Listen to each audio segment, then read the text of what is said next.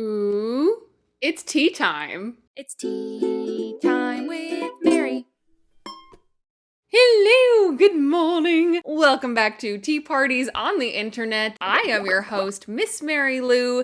And today, friends, I am doing a much requested episode. We are in the warmer months of the year, and you really wanted to know how to make cold brew tea. This is my method of iced tea when it's hot because it's the laziest, most delicious freaking thing. If you remember last summer, Jacob and I did a cold brew taste test to get the recipe perfect. I will go ahead and link that down below so that you can watch it if you want because it's super fun. So I am giving you my perfect signature recipe for cold brew tea today using a new favorite tea of mine from Carlin Brothers coffee. No, it's not coffee, it's tea. But before we get too far into the episode, if you are not subscribed to the Miss Mary Lou channel already, you all seriously missed them out. Please hit the red subscribe button below and the little notification bell so you know when I upload. I need some tea, so we better get into the episode, okay? Okay. So to make cold brew iced tea is very simple. All you are going to need is some sort of container. I like to use a big old jar for this. Some tea, of course. I'm also going to be using the little muslin cotton bag from my tea collection to brew the leaves in. You can do this with bagged teas. You can brew it loosey-goosey tea everywhere. You're just gonna have to strain it when you're done is all. I was feeling lazy and I have this marvelous tool at my disposal, so why not? Also, pro tip, the muslin bag thingy works really well for cold brew coffee as well. Oh, and you're also going to need some time because you just kind of have to wait a little. So if you want iced tea right now, this is not the method for you. So today's tea that I'm going to be using is Ginger Peach from Carlin Brothers Tea, Assam black tea infused with ginger and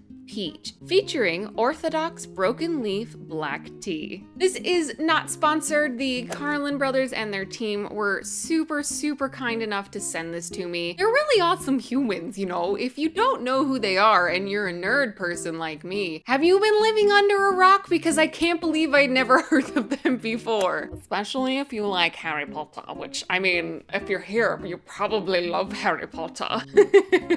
So I was doing a little bit of research into broken leaf teas. The leaves are a little bit smaller and there is a little bit more of the actual tea plant in this. Why do they do that? Well, broken leaf teas always promise a very robust sort of flavor, which if you're making iced tea is literally exactly what you want. Now you have the container, it's time to add the tea. The secret here is you're going to be using 2 times the amount of tea that you would if you'd be brewing it hot. So I'm working with a 4-cup jar. So I'm going to be using 8 teaspoons of tea, because usually for every 8 ounces of liquid, I use 1 teaspoon, and it's cold brew times 2, 8 scoops. If you're doing this with tea bags for 4 cups of water, you'd be using 8 tea bags, since a tea bag usually contains 1 teaspoon of tea. Once you go ahead and get all that in the jar, it's time to add the water. And I must remind you,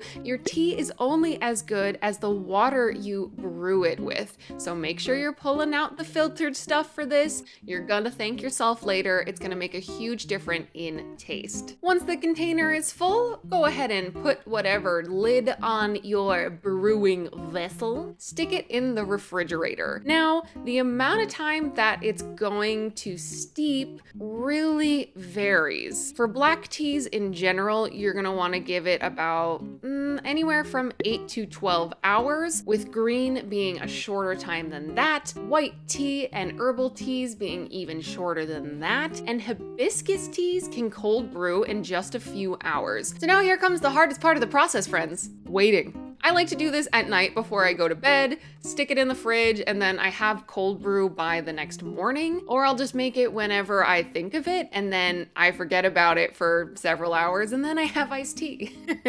Now, there are other methods to brewing tea without adding heat. I love adding it in the refrigerator. I find that it makes the steeping process go really slowly, so any kind of bitter notes in there are really unlikely to make their way into your tea. You can also technically cold brew on the countertop in a cool, dry place that will produce a slightly different flavor. And then, of course, there is the method of sun tea, which is placing the jar full of water and tea by a window or outside, using the heat of the sun to brew your tea. This will significantly reduce the steep times. I don't know why I don't make sun tea, but that's not what today is about. Today is about cold brew, but I just wanted to let you know that you have options. So now that you have waited patiently or stuck it in and forgot about it, quite frankly, because that's what I like to do, go ahead and remove your tea by whatever method you need to, whether it's straining it if it's loose,